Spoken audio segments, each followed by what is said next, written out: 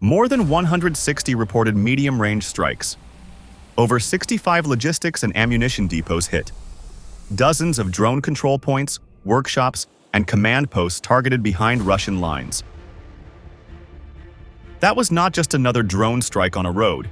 It was a strike on the system that keeps Russia's southern war machine moving. Fuel trucks, ammunition carriers, military transports, and supply vehicles were reportedly part of this.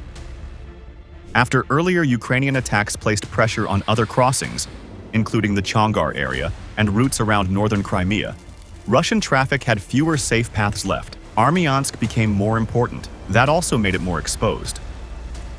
If in Ukraine's Lelika 100 reconnaissance drone was watching the movement from above, then the convoy may have been identified.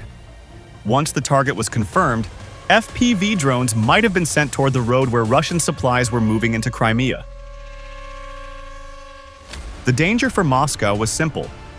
If those vehicles reached the peninsula, fuel and ammunition could keep flowing toward Russian forces, especially in the Zaporizhia direction and across the wider southern front. But if that route was slowed, even for a short time, Russia's entire supply rhythm could begin to crack. This scenario is not only about one bridge or one convoy. It is about how Ukraine may be trying to change the battlefield without launching a major ground offensive. So the real question is this: did Ukraine simply hit a Russian convoy, or did it expose how Russia's rerouting choices could turn Armyansk into a logistics trap? Armyansk was not a random target. It was one part of a wider Ukrainian effort to make Crimea harder to supply, harder to defend, and harder for Russia to use as a secure rear base. After earlier strikes placed pressure on other crossings, the northern edge of Crimea became more important. Roads that once looked like normal military supply lines began to look like narrow gates. Chongar, Perekop, Myrn, Stavki, and Armyansk were no longer just names on a map.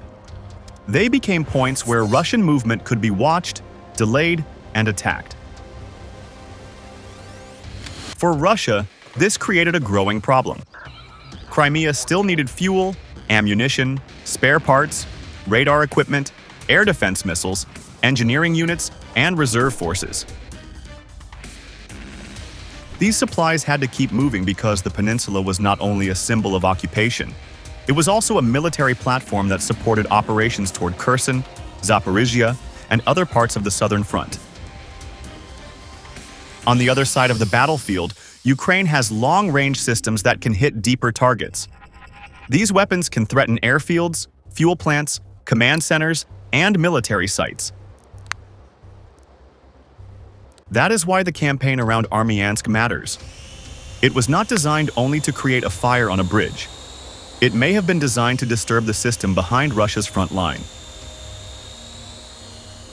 The pressure built step by step. When one crossing came under threat, Russian planners had to change traffic patterns. When another route became risky, vehicles had to move through fewer corridors. Convoys that might have been spread across several roads may have been forced to use tighter routes. Every adjustment helped Russia keep supplies moving, but it also made the next movement easier to predict. This is where Ukraine's method may have become dangerous. Instead of rushing into a large ground attack, Ukrainian forces could use reconnaissance drones to watch the movement from above. The change is not only about distance, it is about safety. Russian commanders once had more room behind the front to place supplies, move trucks, and organize troops. A depot several dozen miles back could support artillery. Russia tried to protect these routes. That meant radar coverage, electronic warfare systems, air defense positions, and security units around key crossings. But a protected road can still become a trap if too many vehicles depend on it. Air defense can watch the sky, but it cannot remove a traffic jam. Electronic warfare can break signals, but it cannot make a damaged crossing safe again. If movement slows, every vehicle behind may become part of the same problem. This is the hard lesson of modern logistics warfare. Ukraine does not always need to destroy every bridge or every truck. Sometimes the goal may be to make a route unreliable. That is why Armyansk became more than a point on the road into Crimea. It may have become a test of who controls the rhythm of movement. For Moscow, the problem is not one drone or one burned vehicle. The problem is uncertainty. If every depot behind the line might be watched, then every convoy needs more planning. And if this pressure continues, the real damage may not appear in one explosion. It may appear in slower convoys, longer detours, delayed repairs, and commanders near the front waiting for supplies that should have arrived earlier. If a bridge looks like only a technical target, the next part shows why Russia's own rerouting choices may have made Armyansk one of the most dangerous places for its logistics network. Russia may not have moved more traffic toward Armyansk because it wanted to take a risk. It may have moved there because earlier pressure around other crossings left fewer useful choices. After Ukrainian strikes placed pressure on routes near Chongar and other northern Crimea crossings, Russian logistics officers still had to keep the supply flow alive. Fuel had to reach Crimea. Ammunition had to move toward units in the south. Repair vehicles, military trucks, and reinforcement equipment could not simply stop because one route became unsafe. The war machine needed movement, and movement needed roads that were still open. That is where Armyansk became more important. It sits near one of the northern gates into Crimea, where traffic from Russian-controlled southern Ukraine can move toward the peninsula. If other paths became damaged, watched, or too dangerous for regular use, Armyansk could turn from a backup route into a main corridor. That change may look small on a map, but on the ground it could change everything. The first signs of that pressure would not be dramatic. A convoy might be told to leave later than planned. Another group of trucks might be ordered to use a different road. Vehicles that once moved in smaller groups may have been placed into a tighter flow because commanders wanted to push supplies through while the route remained open. Each decision made sense by itself, but together they may have created a pattern that Ukrainian reconnaissance could study. This may have been the shift at the center of the battle. Ukraine was no longer only choosing where to strike. Russia may have been pushed toward the places Ukraine was already watching. For a convoy crew, Armyansk may have looked like a path back into a more secure area. The drivers could see a road, a bridge route, and the promise of getting closer to Crimea. Fuel tankers and ammunition carriers were not built to fight their way through a front line. Their job was to move, arrive, unload, and keep the next Russian unit operating. The faster they passed through the choke point, the safer the mission seemed. But a narrow route changes the value of every vehicle inside it. A truck carrying shells is no longer just a truck. A tanker is no longer just fuel on wheels.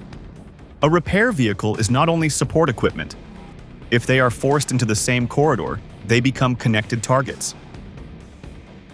Air defense is one of the most valuable targets in this chain. A Buk, Tor, or Panzer system does not only defend itself. It protects warehouses, bridges, ports, rail lines, and troop column. That is why the rerouting decision may have been so dangerous. In the short term, it helped Russia keep supplies moving. In the same moment, it may have made those supplies easier to find. A road that absorbs more military traffic leaves more traces. Fresh tire marks may appear near turnoffs. Security vehicles may gather around key points. Drivers may wait in places where they should have moved quickly. From above, even small changes can reveal that something larger is happening below. Ukraine's answer may have been to watch the substitute routes, not only the damaged ones.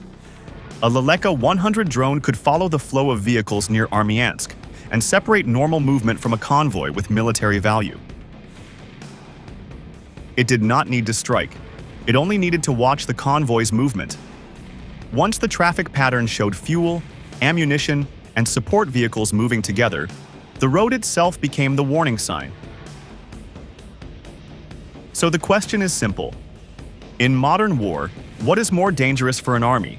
Losing one bridge, or being forced to send its supply trucks into a road the enemy is already watching.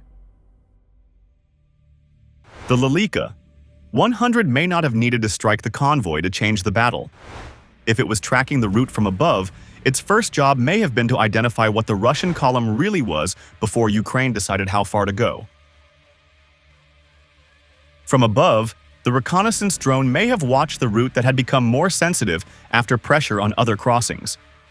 At first, the movement could have looked like normal military traffic. A few trucks on a road, escort vehicles, and drivers trying to keep the supply flow moving toward Crimea. But then the pattern may have become harder to ignore. More vehicles entered the same area.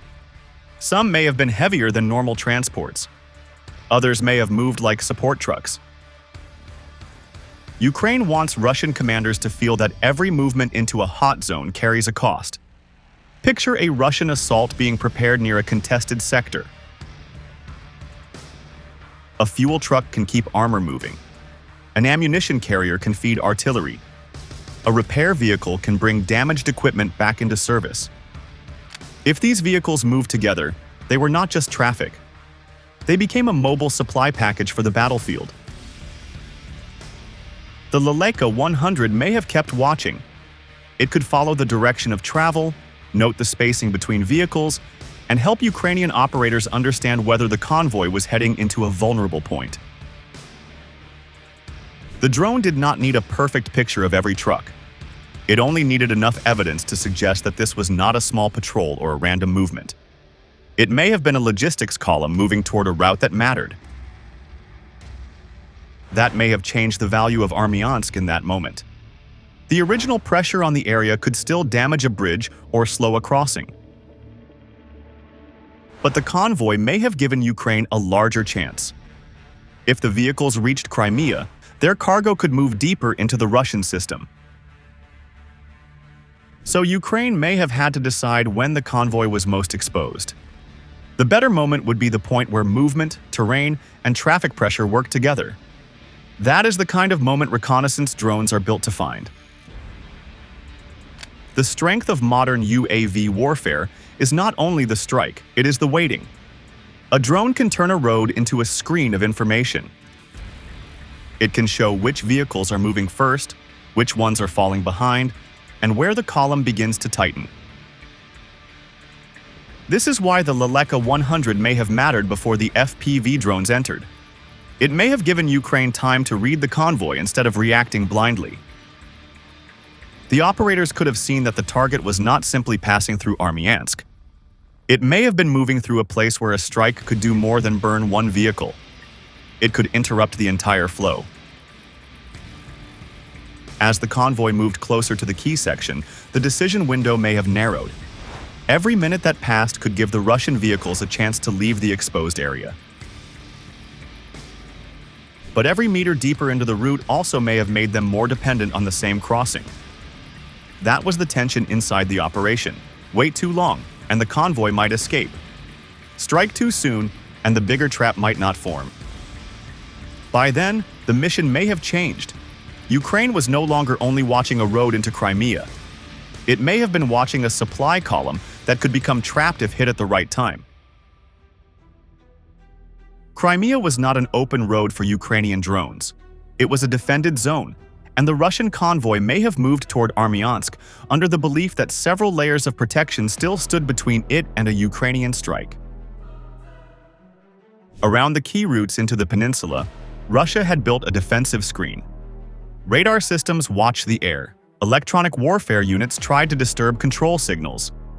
Short-range air defense covered important crossings. Security teams and escort vehicles guarded the roads where military cargo had to pass. The purpose was simple. But if that truck is moving from a known ammunition point toward a firing position, its value changes. If it is protected by radar and heading toward a sector. That defense may have made the mission harder, but it did not remove the basic problem on the ground. A convoy still had to move through a limited space. If the Russian vehicles approached the Armyansk area in a tight movement, the road and crossing zone may have begun to control their speed. Drivers could no longer move as if they were on a wide rear area route. The lead vehicles may have had to slow down, escorts may have stayed close, and support trucks may have had less room to adjust. At first, the column could still have looked organized. Vehicles may have kept their lanes. Escorts may have watched the road edges. But every convoy becomes more fragile when its speed drops. The space between vehicles starts to shrink. A truck that was safely behind another vehicle may become part of a tight chain. A tanker that should have had room to pull away may stay trapped behind the movement in front of it. This may have been the dangerous point for Russia. The convoy was not crossing an empty battlefield, but protection from above did not solve the narrowness below. Radar could search for drones, yet it could not widen the approach. Electronic warfare could make FPV control harder, yet it could not stop vehicles from bunching together when the route slowed. Air defense could guard the sky, but it could not guarantee that every small drone would be caught before reaching the road. For Ukraine, that meant the target may not have been only the convoy itself. The target may have been the moment when the convoy became compressed. The Leleka 100 could help identify that change from above. It could show when the line stopped looking loose. That may have been the point where even a limited number of FPV drones could have a larger effect. The first Ukrainian decision may not have been to attack every vehicle. That would require more drones and more time. The smarter choice may have been to look for pressure points inside the movement. A strike near the front could slow the lead group. A hit near the center could split the column. A fire around fuel or ammunition trucks could force drivers to stop, reverse, or abandon the route. But the closer the convoy became to the crossing area, the more complicated defense may have become. That may have been the logic Ukraine needed to exploit. The strike did not have to defeat every Russian system at once. It only had to break through at the right moment, when traffic density, limited space, and reaction time all moved against the convoy. Armyansk showed a hard truth about modern war. A protected route can still become vulnerable if too many valuable vehicles must pass through the same narrow place. The strike at Armyansk turned Russian logistics into the main target, and that was the real damage behind the explosions. If the convoy had already been identified, Ukrainian FPV drones may have moved from the role of a weapon into the role of a traffic breaker. Their purpose may not have been only to hit vehicles one by one. The bigger goal may have been to stop the convoy from completing its mission. A burning truck matters, but a blocked supply route matters more when fuel, ammunition, and military cargo are all trapped in the same area. The first impacts may have changed the situation quickly. Russian drivers had to react before they fully understood what was happening. Others may have tried to keep moving because stopping in a narrow corridor could be just as dangerous as taking a direct hit.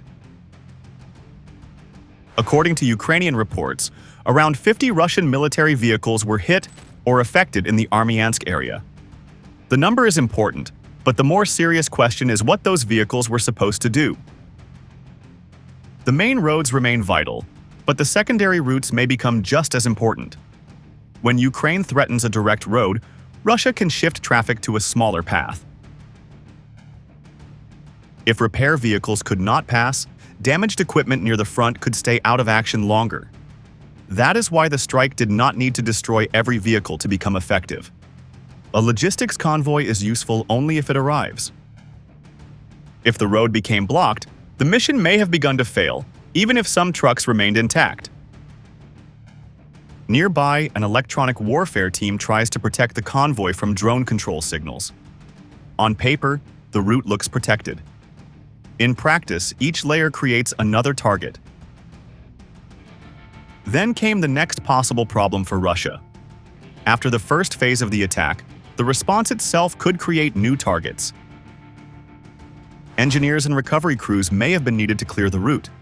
Security teams may have had to protect damaged vehicles.